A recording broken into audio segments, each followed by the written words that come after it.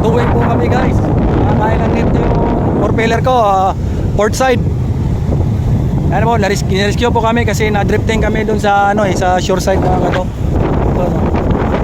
Yeah, kay last one trip daw, sabi ni Hipe, ayun, nadali pa. Ganun talaga ang buhay. Last trip na, madali pa.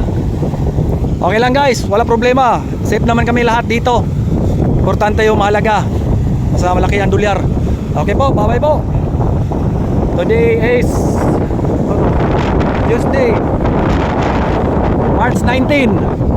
Okay, March 19 in Nha Trang, Vietnam. Okay po. Bye po. Ayan o. Po, miski one trip na, ano masasabi mo sir? Wala eh, may ano yung planggana na naglatag ng net dyan. Mga Bitcoin. Ano kami, last trip na sana eh.